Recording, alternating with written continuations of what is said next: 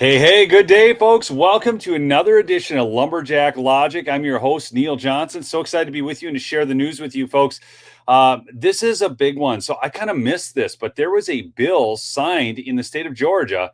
And oddly enough, Governor Brian Kemp even signed this thing, Chief Rhino that he is, that allows Trump to recover all his legal fees from the prosecution by Fani Willis down there. You're going to love this. We're going to go through that. Also, there's some neat origins on this bill. It turns out it was originally, these things were brought into the lawmaking process due to a Black person being wrongfully prosecuted in the state of Georgia. I've got a special guest joining me. They'll join in here in a few minutes. Thank you for being patient, okay? Do want to mention my sponsor, Birch Gold. You folks know Birch Gold. They've been in business forever. This is one of the reasons I like them. They're stable, and when you're making investments, you want a stable company. But this July, there's a global summit of BRICS nations in Rio de Janeiro. The bloc of emerging superpowers, China, Russia, India, and Iran, are meeting with the goal of displacing the U.S. dollar as the global currency. They're calling this the real reset. A lot of this came about because of Joe Biden's attack on the Russian ruble, okay, and then Russia moving to a gold-backed currency and not losing the value. We tried to tank them. They stood themselves back up with gold. So as BRICS nations push forward with their plans, global demand for U.S. dollars could decrease, but gold is going to be the hedge, I believe. So text Lumberjack to 989-898. Again, that's Lumberjack to 989-898 to get your free info kit on gold from Birch Gold. All right. Getting into this news story. Oh, folks, the other thing too, I got to mention, I'm going to do a couple special videos for Mike Lindell. His case goes to court in Colorado here on June 2nd. I think I'm going to try and get him on the show tomorrow, so make sure you're tuned in for that. He's fought this battle so bravely. So I have a lot of respect for Mike. I just spoke to him on the phone. It's a fight. We've got Leah Hoops out there. Hopefully you're praying for her out in Pennsylvania. That case, she's in court right now. There's so much going on the election integrity front in all the legal battles there. But do me a favor, do smash that like, do chat in with where you're from. And I'm going to start talking about this bill. And I'm going to just bring in the text of the bill first. We're going to start walking through that. Okay. So here it is, folks. This is it's Senate Bill 244. Okay. And it's a bill to be entitled an act. Now, this actually took place, just about a month ago right now, but somehow we missed this. But it is to amend. Governor Kemp did sign this into law. Again, I want to stress this. This is the law of the land in Georgia. To amend Title 17 and 28 of the Official Code of Georgia, annotated, relating to criminal procedure and General Assembly, respectively, so as to enact provisions relating to certain criminal prosecutions, to provide for the award of reasonable attorney's fees and costs in a criminal case to the defendant. Here it goes, folks. Upon the disqualification of the prosecuting attorney for misconduct in connection with the case and the subsequent dismissal of the case by the court or a subsequent prosecutor. Okay, this fits the Fani Willis case. Okay. She was caught in misconduct. She was the prosecuting attorney. She was caught in misconduct. And this case is no longer there. It's been dismissed. So to provide for procedures for assessing and paying such fees and costs to allow for wrongful conviction and incarceration compensation claims. So this is where it goes on. Like if you were convicted and it was wrongfully, then there would be more fees, but also to along for wrongful conviction and incarceration compensation claims. I'll get into that piece of it here in just a little bit. To provide for a short title, to establish eligibility criteria, to provide for notice of claims, to require administrative law judges within the Office of the State Administrative Hearings to hear and evaluate such claims, to provide for the burden of proof and evidence to be considered by an administrative law judge, to establish amounts of compensation that may be rewarded, to require release of claims prior to receiving an award of compensation. Okay.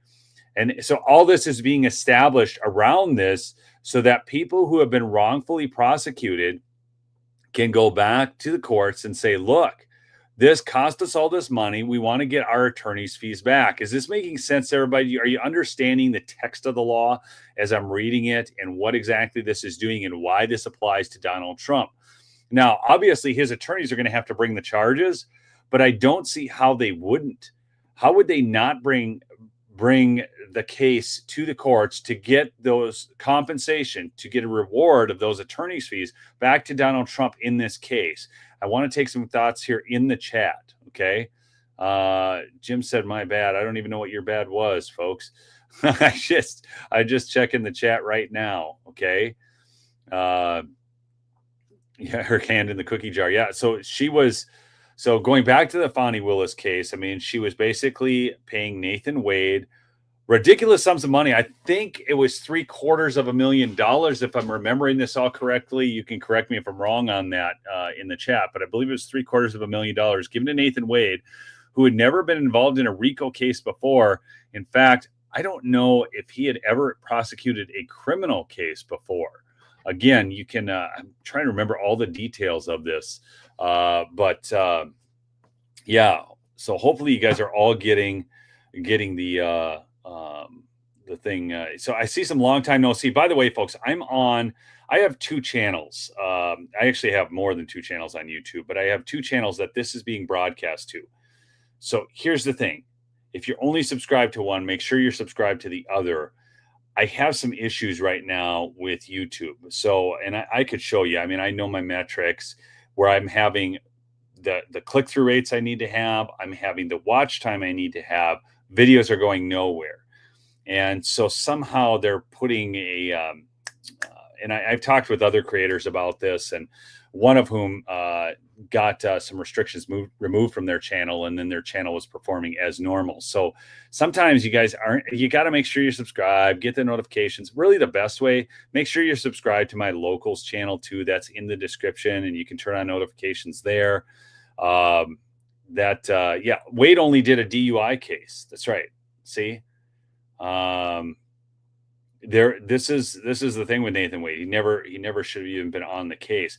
What I find so delicious about this, and we'll pull this bill back in here in just a second. I'm going to pull in something else though right now. One of the things I find this out of African Elements, folks. So this is interesting. So this is shocking GA wrongful conviction law vital change by African Elements news writer. This is from April 13th, 2025. Okay. So look at this. This is interesting. So this is how this law came to be that's now going to benefit Donald Trump. Georgia's SB 244 and HB 533 laws provide $75,000 a year compensation for wrongful convictions, as seen in Mario Stinchcomb's $1.4 million exoneration case. So this law comes about, and it's designed to stop these wrongful prosecutions of Black people, okay? And that's why this is covered in African Elements. Now, this guy was actually, convicted wrongfully, okay? So Georgia is finally taking a significant step to address the deep wounds left by wrongful convictions. A new law aims to create a fair and standardized way to compensate folks who lost years behind bars for crimes they didn't commit. So this law is much bigger than Donald Trump. We're dealing with if a prosecutor, if you just jumped on the stream, folks, do me a favor, smash that like, chat in with where you're from, and keep that chat rate up. But here's the thing. This is so much bigger than Donald Trump because in his case, we're dealing with a disqualified prosecutor. So he has right to compensation of his legal fees. But these laws go further because if somebody was wrongfully convicted and they had to waste part of their life in jail, they are going to get financial compensation for that. And this is something I think really important. And I'm going to pull this out for just a second, but I want to ask my audience, do you get the importance of this? I mean, we all understand the need for Trump to get compensatory to be able to file a compensatory claim for the damages of lost attorney's fees, right? We all get that. But this is so much bigger because you have prosecutors with a bent towards politics and not justice. Okay, this is taking place all over our justice system.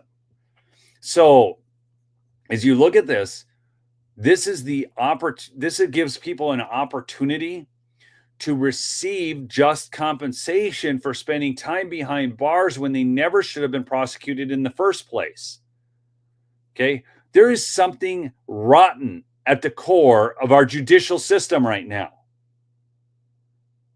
We have criminals not being prosecuted and people who are committing small offenses being prosecuted to the fullest extent of the law. Let's look at the Summer of Love protests, and then let's look at J6. That's a perfect example of just how bad it is. So, excuse me. Got some more people joining. We're up to 595 on the stream. Thanks for joining. But this is a big deal. We have got to get the legal system in this country fixed. And if people are getting wrongfully prosecuted, then they need compensatory relief. So Georgia's finally, before this law, Georgia was one of only 11 states lacking a formal process for compensating the exonerated. The old system was arbitrary, relying on individual legislative efforts that often hit political roadblocks. Heck, our whole judicial system is hitting political roadblocks or political off-ramps or political acceleration. The need for this reform is stark, especially when you look at who is most effective. The Georgia Innocence Project, a crucial advocacy group, has helped free 15 clients, most of whom are Black men. And see, Donald Trump is the first Black president, right, folks? I mean, he's been convicted. He's got baby mamas. You guys have seen all those memes. It's hilarious stuff. But their tireless work highlights a pattern many in our community know all too well. This new legislation, combining Senate Bill 244 and House Bill 533 elements, thankfully moves away from the inconsistent previous methods. It establishes a dedicated administrative process, offering a more structured path toward compensating those grievously wronged by the justice system. So listen to this. The Mario Stinchcomb wrongful conviction case, $25 to $1.4 million. The story of Mario Stinchcomb painfully illustrates why this new law is so vital. Mr. Stinchcomb, a Black man, was wrongfully convicted of murder back in 2022. He spent 18 agonizing years in prison before finally getting exonerated in 2021. After nearly 2 decades stolen from him, Georgia initially compensated him with a mere $25. Folks, if that isn't the biggest slap in the face, being wrongfully convicted of a murder, being thrown in jail for 18 freaking years, and then getting $25 as your compensatory relief, the amount is an insult, adding another layer of injustice to this ordeal. Under Georgia's new wrongful conviction compensation law, however, Mr. Stinchcomb's situation could dramatically change. His potential compensation could reach around $1.4 million based on the standardized formula.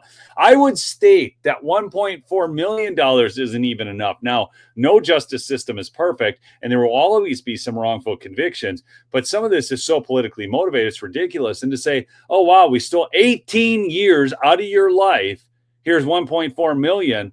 Well, it's good he gets the $1.4 million, but seriously, that's hardly compensation for this. Okay.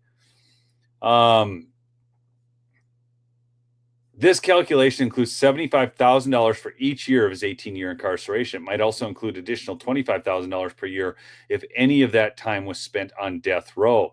His case powerfully underscores the disparity between the past system's failure and the potential for meaningful redress of the new legislation offers, consequently providing hope for others in similar situations. So then it's going to go through the, so this is it, $75,000 per year, $25,000 per year, and then attorney fee reimbursement. Now, Donald Trump's dealing with a different aspect of the law. We're going to go back to that right now. Number of more people on the stream. Good to see you on, Michelle. I see you on the stream. Thank you, Jan Hood. Thank you for joining.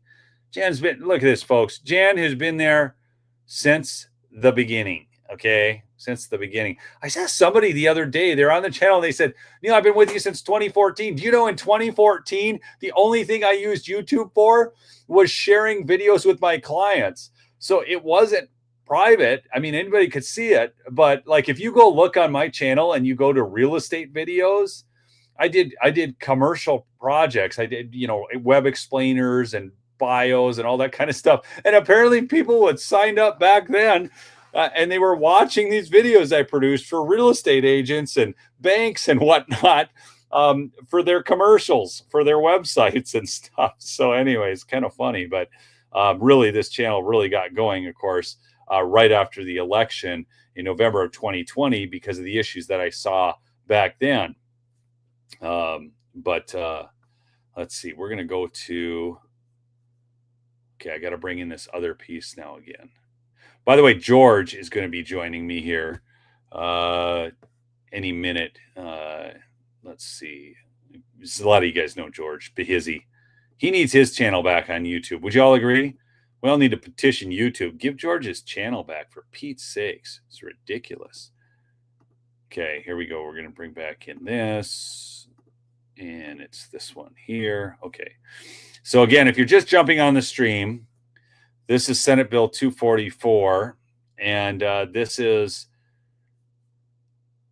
amends Title 17 and 28 of the official Georgia Code to provide for the award of reasonable attorney's fees and costs in a criminal case to the defendant upon the disqualification of the prosecuting attorney for misconduct in connection with the case and the subsequent dismissal of the case by the court or a subsequent prosecutor.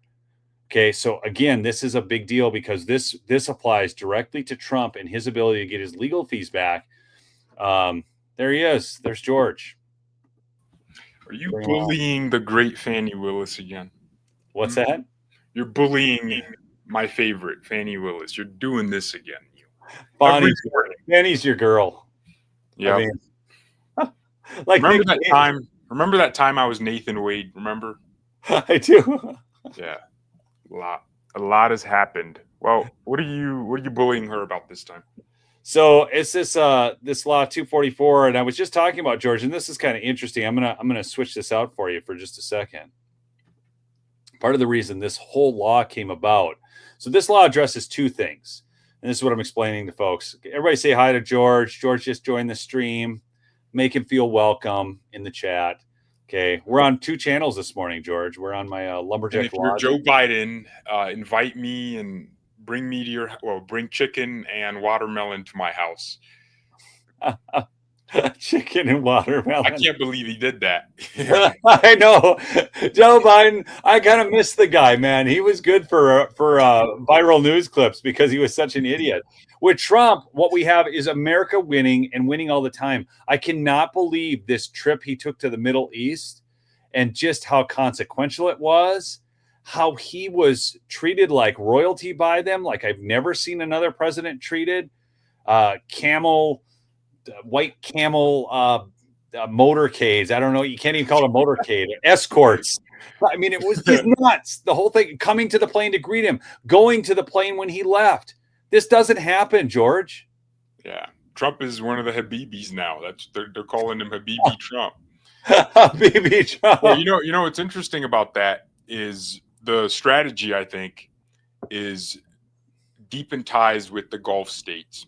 Because, let's imagine the United States suddenly stopped being the world superpower, like for 24 hours. I think the Gulf states would be the leader of the not free world, but they'd be the leader of the world because of the control they have over energy. So they are, everyone thinks it's China, but China's getting to that point of geopolitical influence. But in terms of like guys that can change the price of everything with a click of a button or just a single thought, it's the sheikhs and the emirs and all those guys. It's the crown princes in the Middle East. So what Trump's doing is he's now isolating China. Now, I don't think he wants to destroy China. He views them more as like a competitor as opposed to a sworn enemy that we have to defeat by shooting them. He views them as a competitor, and Trump's a competitive guy. He wants America first. So the easiest way to do that is to isolate China. So, all these Middle Eastern countries were, remember BRICS, they were all part of like, let's do BRICS, Qatar and Saudi Arabia and the UAE, they were all pushing for that BRICS. Now Well, and Trump's the reason going is because they saw what happened to Russia.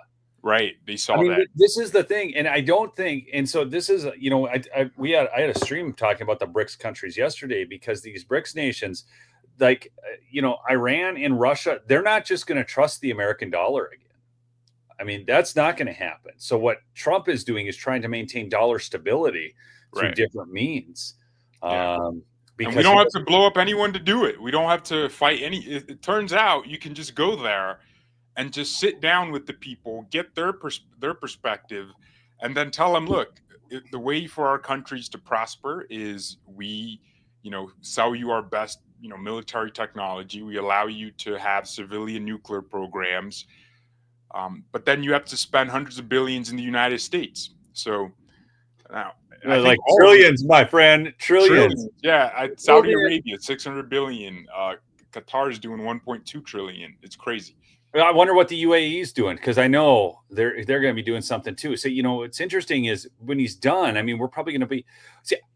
So folks, we're off subject here just a little bit. We'll get right back to Fani, but George, this is so interesting to me because you look at the problems right now we have with deficit spending and our debt.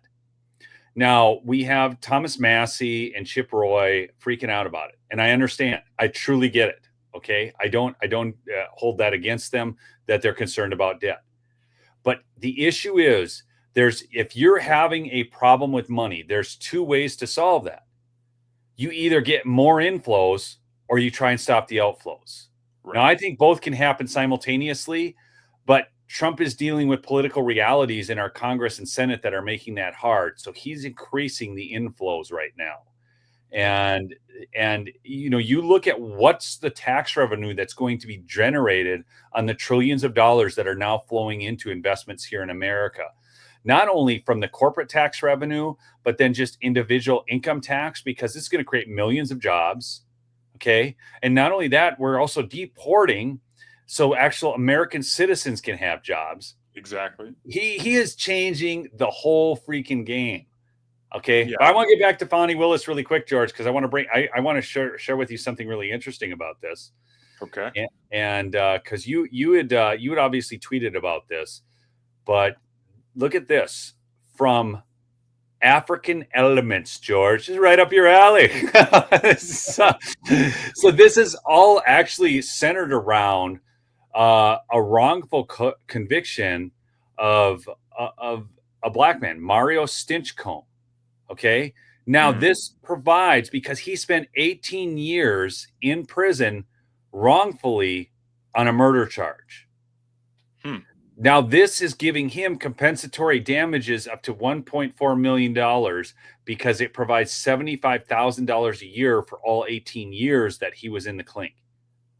Now, I don't think you can, 18 years of your life, you're never going to get that back. But I do understand also that our justice system will make mistakes. The problem is prosecuting attorneys have gone off the freaking deep end. Okay. Yeah. And it's become political. Yeah. Now, someone like Fani, she wants to make a name for herself. She prosecuted Trump because of the national attention it brought to her name and her office and her bald boyfriend. So, yeah, but it's not just Trump she went after. Remember the whole Young Thug Life? Right. Yeah. Right? Young Thug Life. What is that thing? Well, what is whatever. I'm not an expert on rap, but I'm pretty sure his name is not Young Thug Life. Those two things don't go to Young Thug and Life. Young Thug something. Anyways, there's like a RICO case, YSL, and she brought dozens of people into this whole thing, and it just fell apart one by one, and it's still going on, I believe, but we'll see.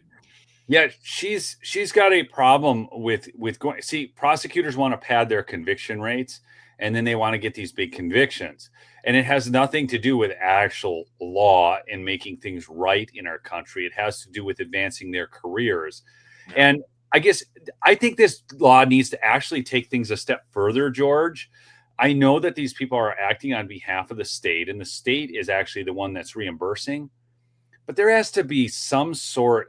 These people are acting as, what's the word? Officers of the court. Okay. Yeah. They're supposed to be advocates for the law, and yet they're doing shit like this. Yeah, I mean, so are you saying that the prosecutor should be footing the bill for that 1.4 million? Well, they can't. The most of them probably couldn't foot the bill for 1.4 million unless they're in on Nancy Pelosi stock trades. But Well, they I should guess actually. if there's like a text message group chat between, let's say, police officers and the DA to frame somebody for a crime they didn't commit, then yeah, I completely agree that they should pay. They should have to pay for that, not just get fired and some like, hey, slap on the wrist fine. They They should need have to jail pay. time. Yeah, they That's should do the same time. It's like how if a woman accused a man of the R word and it turned out to be false and she knew it was false and it was always false, she should serve the jail time he served. yeah. Here's what's really wild, George. His initial state payment was $25. They offered him $25 for the 18 years they took from his life. Now, under the new law, 1.4 million. Wait. So this guy, oh, I get it now. So I guess a few years ago, it was discovered that he was wrongfully convicted. And then the state was like, "Oh, sorry, oops. Here's $25." Is that what happened? $25. Yeah. Man, I'm not sure. I would actually commit a crime at that point. It's pretty bad, man. I'm telling you, it's pretty bad. There's so much legal crap going on right now. So then we go into all this. So it goes into the new compensation structure and all this. So this is why this law came about. The law, though, itself, George, that we're talking about is giving Trump the ability to receive attorney's fees back because Fani Willis was disqualified. Right. And when has the case been dismissed, or are we still waiting on the Georgia Supreme Court? I thought it was, but the chat will know on this. I thought it was. For some reason, it blanked out of my mind whether I forgot all about these cases. I don't even know who Alvin Bragg is anymore. I forgot Letitia. All I care about now is her mortgage fraud. I forgot she tried to extort $500 million out of Trump. I forgot about these lawfare things. We got to remember, was it dismissed or is it still something that's going on? Folks, was this dismissed? I thought it was dismissed. I know that she was taken off the case, so she was deemed to be unfit. So, right. And she appealed to get herself back on the case. She is like relentless. I mean, she is shameless. I mean, she's unreal. I like what Captain Patriot here had to say, though. Well, just like Letitia James, they want to use state money for her defense. Fine, if she gets found guilty, she owes that money. Yeah. So here's the problem. I mean, who's always footing the bill is the taxpayer, the citizens. Yeah. Whenever any public official does anything, the people that elect them to uphold the law suddenly have to pay for them breaking the law, which is absurd if you think about it. It is. It is. I think here's what should happen. So if they get found, so they have to pay for their own legal defense if the case is pertaining to something they did in their individual capacity. But if it's something they did in their official capacity, now I don't like Gavin Newsom, but when he makes a stupid law, or when he signs a stupid law or signs a stupid executive action in California, I think the voters essentially empowered him to charge them the fees that are incurred for him defending that stupid action. So, yeah, you can use state funds to defend your stupid official action. But I think we could have a system where if it gets overturned, maybe you have to pay for it or something. I don't know. If you did something that was ultimately declared unconstitutional or illegal in your official capacity, you should reimburse the taxpayers because you did something not within the bounds of what they elected you to do. I'm gonna actually look this up. I haven't seen anybody in the chat comment. Fani Willis. You're probably Googling it. I'll grok it and I'll get you the answer in 30 seconds. Grok. So he's grok and I'm Googling. We'll see. It's No, she's just blocked. It has not Has not been. been fully dismissed. However, significant developments have occurred. 6 charges dismissed. Fani. Okay, so the case itself is it's still there, but there's no hearings. Nothing happens. So No. the Georgia Supreme Court is still actually reviewing. They Well, halted the case, right? They halted it, but they did. And they're they still. also dismissed those 6 charges. No, That was remember that was Judge Scott McAfee, the dork that still gave her the victory by dismissing only her boyfriend and not her. He dismissed the 6 because they weren't specific enough and then some were like just plainly wrong. And by the way, those 6 were pertinent to the whole case. It was like the charge about his phone call to Brad Raffensperger. Well, it's like, well, that's the source of the allegations to begin with, and that charge has been dismissed. Shouldn't the whole case be dismissed? So now they're going through, I guess it's probably just a procedural thing. We'll probably see it get dismissed in the next few months entirely by the Supreme Court there. But I mean, someone like Fani Willis deserves absolute retribution. You know, I want her to go to jail. She colluded with the White House to do what she's doing. She used federal tax dollars to fund this prosecution. She lied to Congress about what she was going to use the money for. And yeah, she should go to jail. You know what I liked today, Neil? I really like this. So the mayor of Newark, New Jersey, he had a hearing today. And I loved that Alina Habba showed up in this theatrical manner, right? She got out of the Escalade, or I don't know if it was an escalator. She got out with like secret, I don't know, maybe marshals or whoever protects U.S. attorneys. She got out. She was walking to court. There was like the crowd of blue liberals just boo, shame, shame. But I know Alina Habba. We know her. She did that because it was a beautiful optic, and I like those kind of optics. See, I appreciate optics when you're getting something done. You know, she's prosecuting this dweeb in New Jersey, and she's doing it in a very powerful way. And she's grabbing all this attention because it's like, here comes this attorney in heels walking into the courtroom.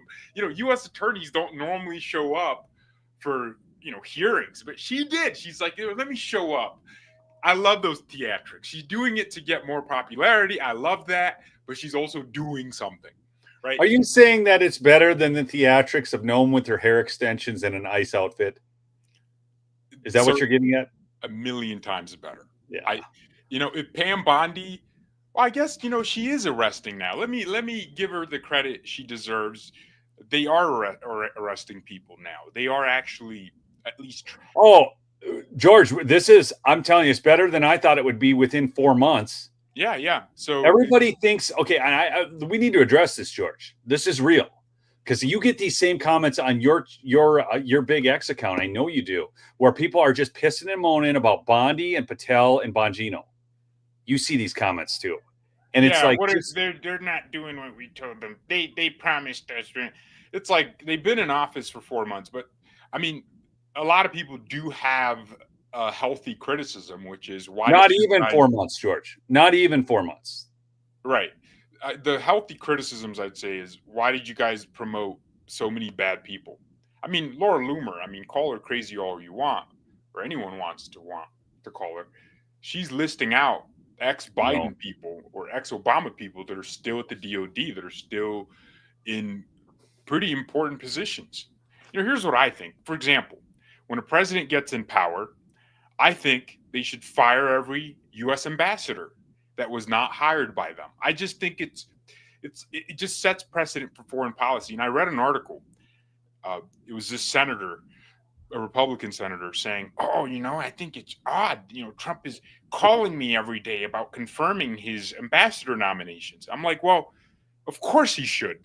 He nominated that person to represent the United States in said country. So of course, to advance foreign policy aims, he needs his ambassador in place. How is he going to negotiate trade deals if the ambassador was some dork, some LGTB community geek appointed by Joe Biden? Certainly not appointed by Joe Biden, just someone that was there. They just told them, Joe, sign here. Or they didn't even care. They just copied his signature and, stamped it. So of course he should care. I mean, is it shocking to a member of why is it shocking to a member of Congress that the president nominates someone and wants you to confirm them fast? You know what's shocking, George? Is that they haven't confirmed them. That's what's shocking. That's the shocking thing.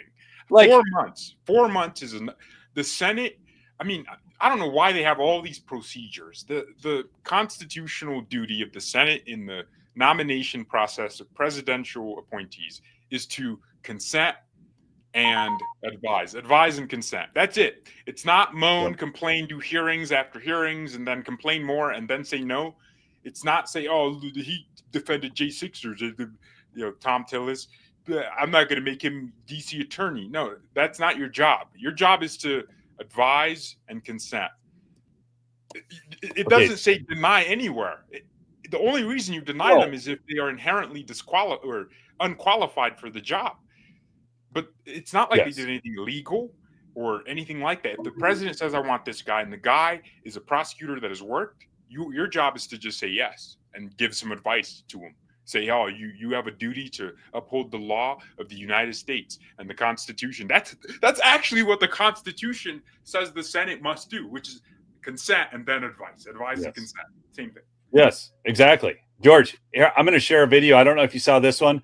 This is my favorite video from yesterday, folks. Get ready for something so beautiful, so delicious, so absolutely fundamentally exciting. You can hardly stand it because John Brennan, who has done more to harm elections in this country than anybody else, former CIA goon, was absolutely freaking out yesterday because of Tulsi Gabbard and what she was up to. Listen to this. Thing just makes me livid. It's appalling and outrageous and demonstrates why Tulsi Gabbard never should have been confirmed as Director of National Intelligence. It's everything I wanted to hear in the first few seconds of this video. Appalling, outrageous. It makes him livid. I mean, everything. Now you know that Tulsi Gabbard might very well have been Trump's greatest pick. And I wasn't even that excited about her. I was excited about the other people, but Tulsi Gabbard is now becoming my favorite because John Brennan is livid. Okay. Michael Collins and Marie Langen-Rykoff are two of the most experienced, accomplished, and talented analysts in the entire U.S. intelligence community, with over 60 years of combined experience. In other words, they are some of the best deep state goons. They're some of the best parts of the deep state apparatus that John Brennan has ever seen. I'm just decoding it for you.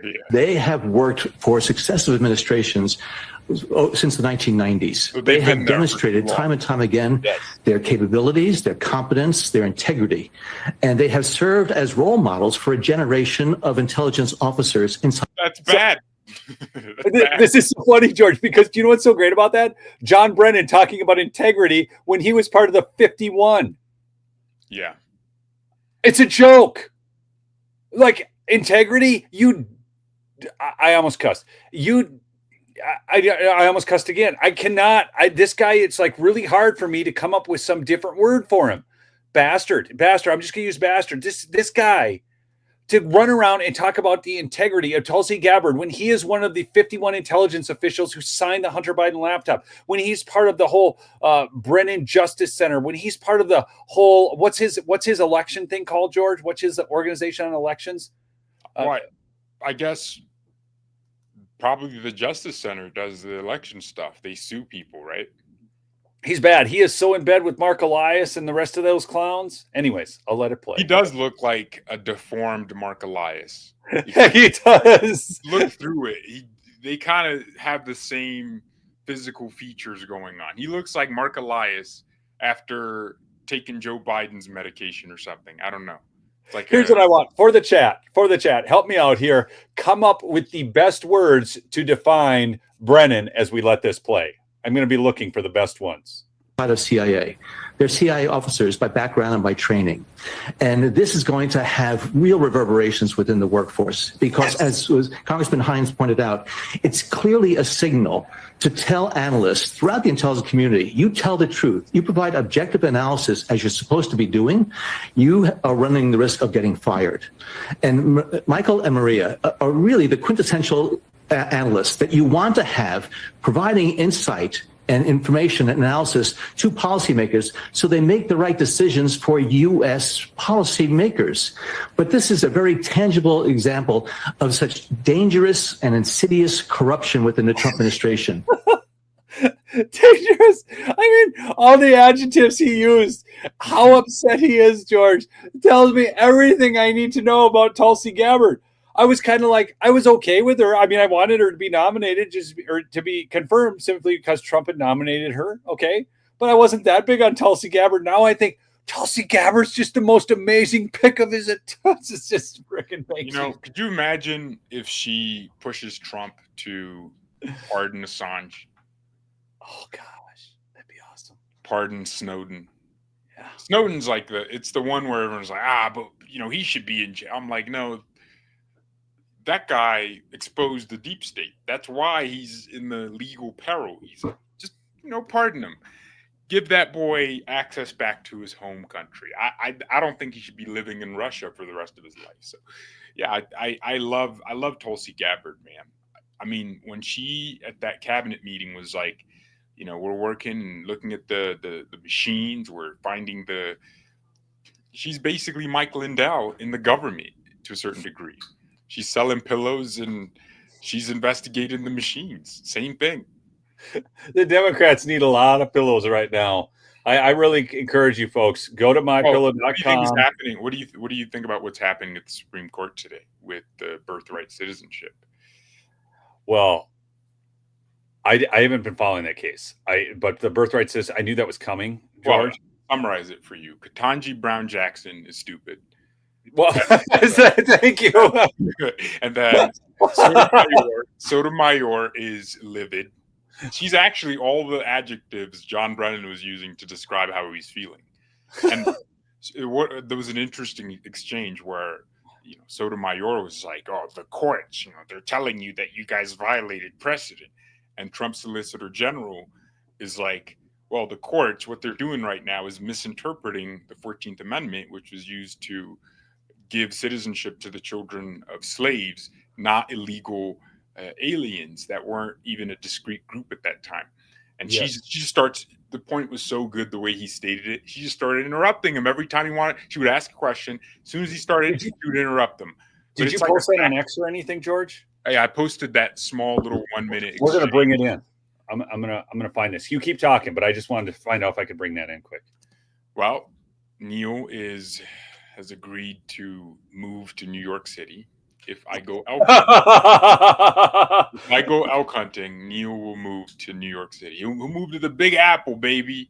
Central Park. Yeah, you'll be hunting ducks in Central Park. How do you feel about that, Neil? Is this well, I'm not Haitian, so I don't Okay, I've got it right here. This is the Solicitor General fact-checking site on my OR.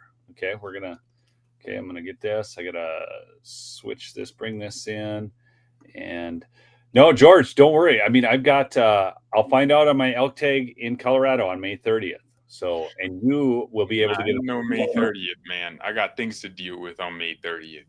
No, May 30th is when I find out. Don't worry, we won't go hunting till September. All right, folks, here we go. I'm so busy. Yeah, of course, you want to say, people. You guys all remember George agreeing to go elk hunting. Light it up in the chat. Remind George about his agreement to go elk hunting. He tells me black men don't camp. I've seen this. I didn't say that. I said black people don't go elk hunting. No, you said black people don't camp because you're going to have to camp out in the woods. Okay, here we go. Right. Mayor, John Sapp. Headline: Black man dies by. George, we have novel courts who've percolated this issue and said you're violating precedent. Not only precedent, but the plain meaning of the 14th of. Okay, that's hilarious. I'm so glad you brought this clip up, George. She's talking about plain text, plain meaning of the Constitution. These are the same people who told us it's a living, breathing document. Right, and also the same people who don't agree that the right to keep and to bear arms shall not be infringed. They infringe on it constantly. This is wild. These people are just freaking hacks. The Constitution. Respectfully, I think what we have are lower courts making snap judgments on the merits that ignore the fundamental principle of the 14th Amendment, that it was about giving citizenship to the children of slaves, not to the children of illegal immigrants who really were not even a very discrete class at that time. And that's the sort of argument that deserves Congress who argued against the 13th Amendment just because of that.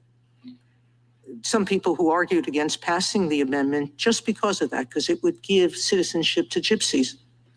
I think the relevant history of the 14th Amendment is the statements of Senator Trumbull, who emphasized that domicile was the key criterion. He said that in a letter to Andrew Jackson. And we've cited in our Ninth Circuit briefing a host of decisions that got rejected repeatedly. We can go into the history of citizenship, but I still go back to my question. Wow. That was awesome. She has lost her mind. Right now, we have multiple. What, to start playing again? That is just awesome. She was pissed. She wouldn't even let him talk. Yeah, it looks like half her family is illegal for some. I think Sotomayor. I'm sure. I mean, she's not. She's certainly Mexican, right? She's Hispanic. So, I'm curious. I want to ask the chat. Here's a policy question for you. Do you believe that people should be able to serve in Congress, the Senate, or as judges if they were born in a foreign country? Yes or no? In the chat. I'm curious. We're doing an informal poll right now. And then the problem is, Neil, that would mean what's her name? Who's the great judge, the great one in Florida that upheld the law? What was her name? Cannon? Yeah, the Colombian chick. Yeah. The problem is if we say, oh, no, that means Cannon can't be a judge. That means we're probably stuck with some dweeb appointed by Barack Obama, clearly an enemy of the Constitution, but serves on the court. I think it's just about principle and merit at the end of the day. Well, we've had one yes, everybody else is no. So here's the thing. I mean, obviously the president has to be a U.S. born person. Now, Barack Obama might have proved that wrong, but Hawaii. Why are we still considering Hawaii a real state? They're a vacation island. Obama should have never been allowed. I think if the place you were born in was not on the mainland, so Alaska would be included in this, by the way. Sorry, Alaska. You can't have a president. Sorry, you're not part of the main. You're not here. Maybe just do the first 13 states. Just do the first 13 states. Are you kidding me, George? Like, right. Out there freaking liberals. What? Just right. Stop with your ideas. These are all bad. To be fair, almost all presidents have to give up Cannon to get rid of all the other foreign-born judges. I would do it. No, seriously. So what I'm saying is, like, if you're not vested in this country as a citizen who fully believes in our Constitution, now Cannon she obviously does, but I'm just saying that on a whole, I would actually vote no with that. I would give up the few that we have to get rid of the majority of bad ones the Democrats have put in place. Yeah, but I guess the point is, at the end of the day, it's just about who understands the Constitution and who can interpret it better. And the reason people like Sotomayor, by the way, she was born in the United States. I'm just saying, like, I'm sure her family has some illegals in it. But the point is, if that person doesn't understand the Constitution, they're going to fail whether they were born here or not. That's the issue, though, George, is because of how we have done immigration, okay, you have a much better chance of an American citizen born here at least having a basic understanding of the Constitution than you do of the foreign citizens. We used to go through an immigration and naturalization process, and they learned these fundamental tenets of our republic. We don't do that anymore. Yeah. And we don't even do it in public schools. So, I mean, have you seen these videos? People would like hold the mic to some college kid. Yeah, what's the Third Amendment, or what's the Second Amendment? What's the First Amendment? They don't know. They don't know. Like, they don't. The civic knowledge of the country is at an all-time low, and the only way to boost that is to boost pride in the country, which I think Trump is attempting his best to do. But it's going to take some time. States are going to have to force. I mean, Vivek says it, and I agree. that, every high schooler should have to pass a civics exam, like just know basics before you go to college. Like you should know what the three branches of government are. Most people don't even know most people in my generation, don't know the three branches of government. That's mind blowing. They don't, I mean, to them, it's like the president, they know that because that's all they see on the news. They don't know they don't know that Congress has two bodies. They don't know that there's a Senate and a House of Representatives. It can't distinguish between the two. They don't know that their own states have a similar structure with three branches of government. They don't know. That's the problem. We live in a really dumbed down society. And if you were to control a society as a bad actor, the first thing you do is just take their brain away, because then you can rule anyone that doesn't have a brain. So, yeah. I don't know. I'm just I'm just frustrated with where the country's at. I was talking to my kids this morning, and my kids, they have a good civics education. They could tell you all this stuff. They understand some basics of the Constitution and whatnot. They're homeschooled, Yeah. But yeah, my son actually can tell you that stuff. They're homeschooled. My son just graduated actually college yesterday as a junior in high school with his welding certificate. He's going to go do one more year to get his master's in welding. And I didn't know they had college courses for welding. I thought it was only like gender studies and stuff. Yeah. Rural, buddy, rural. All right. And a welder's always got a job, George. Welder's always got a job.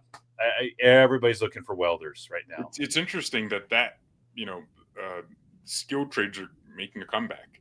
Oh, big time. Big time. I think we're going to see I know people don't like AI because they think about how it's going to make people lose their jobs, but it is going to help increase automation, which means if you have a really good welder, they're going to be able to do their job 10 times faster with, different controls in place. I think we're going to see one of the biggest booms, and that's what these Middle Eastern countries are banking on. That's why they're investing trillions into data centers in the United States, because they know that AI is going to rule the day in the next 50 to 100 years, and whoever has the data has the power. And that's what China's pissed about, because China wants those data centers. They want those investments, but now those investments are coming here. So it's almost like Trump getting elected is divine intervention, because the United States would have lost its global dominance. Oh, what 100%. Given another 5 to 10 years. People don't realize how powerless this country was becoming in the global scheme of things. Like in Africa, China controls half the continent now. They run the supply chains there. And the reason why, someone brought up a point, and they were like, okay, I can't wrap my mind around the tariffs because they're inherently good, but the current situation makes them almost impossible to implement, because China controls all the verticals of the supply chains for almost every product. Like you think about just a cup, like a simple cup. It's like, okay, let's tariff the cups coming out of China so we can make the cups here.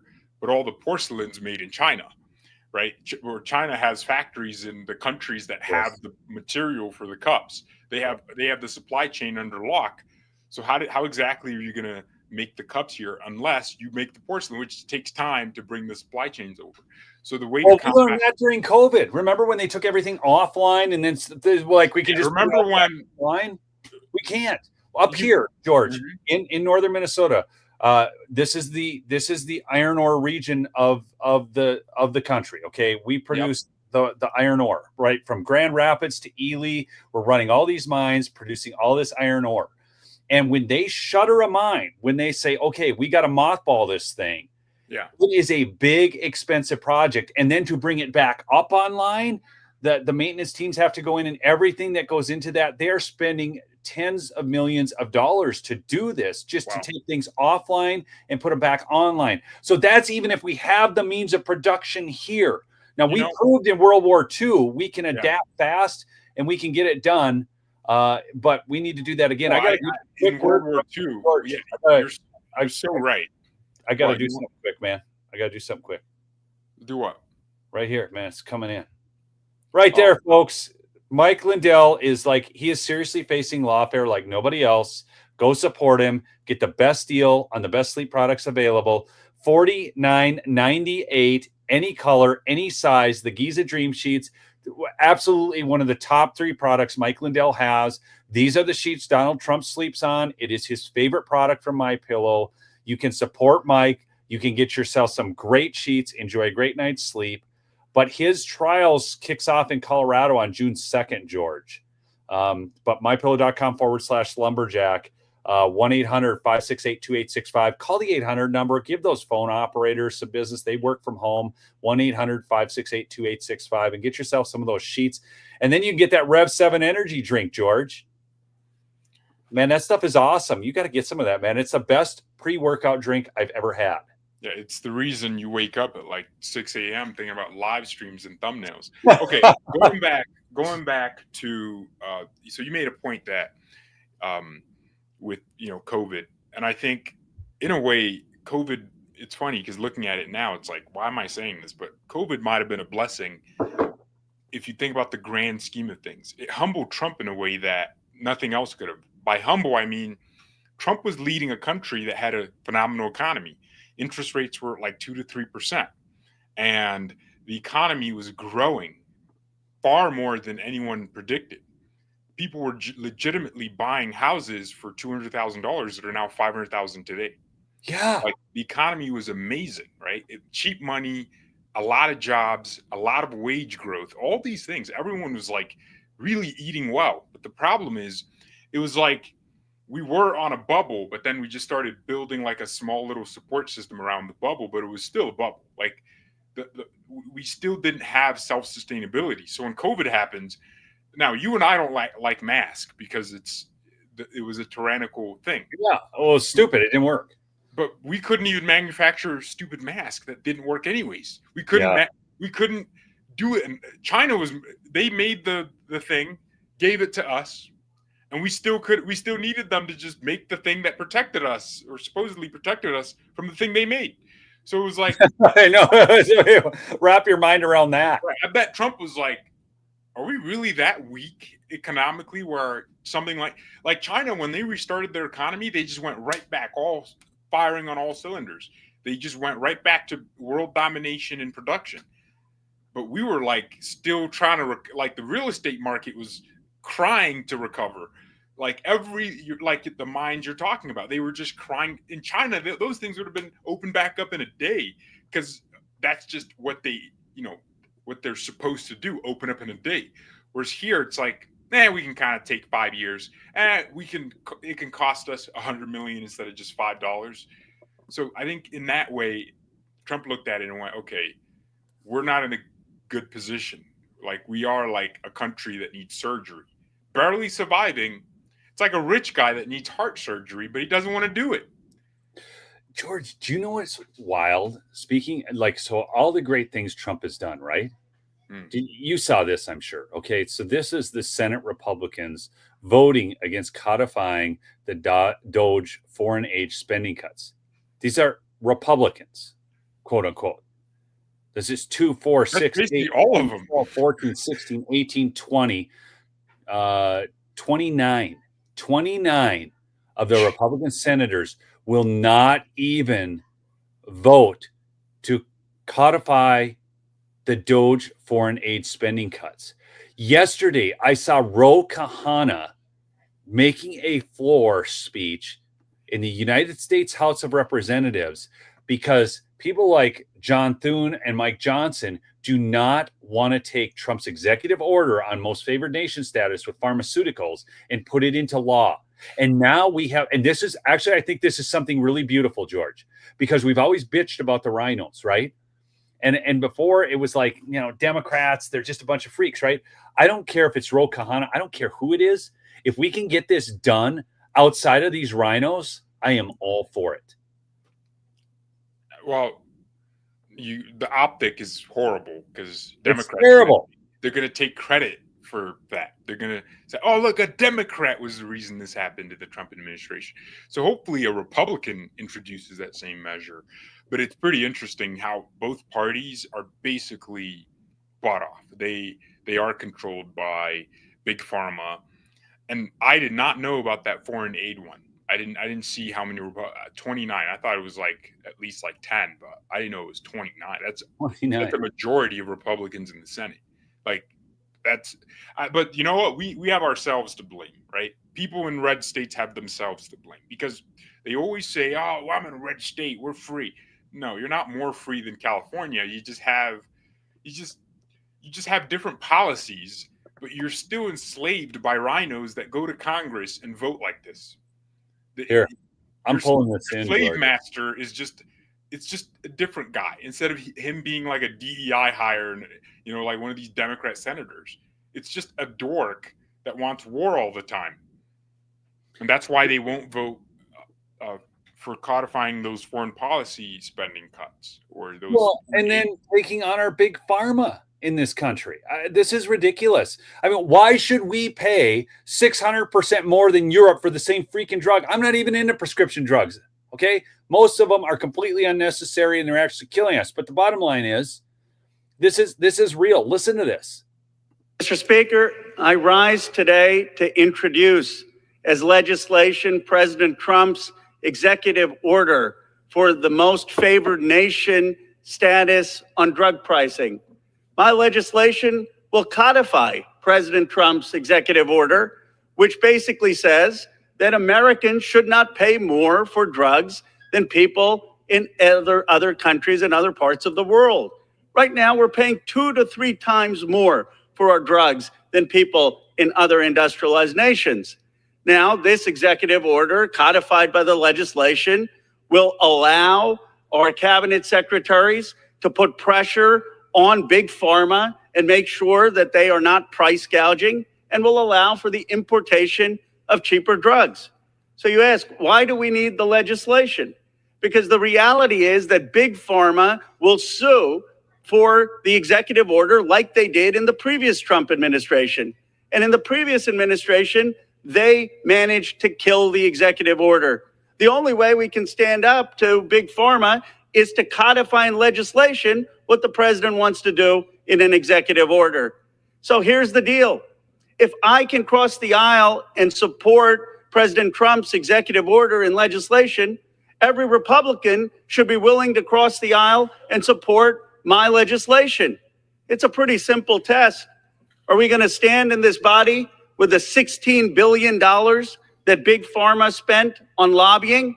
Or are we going to stand with the American people?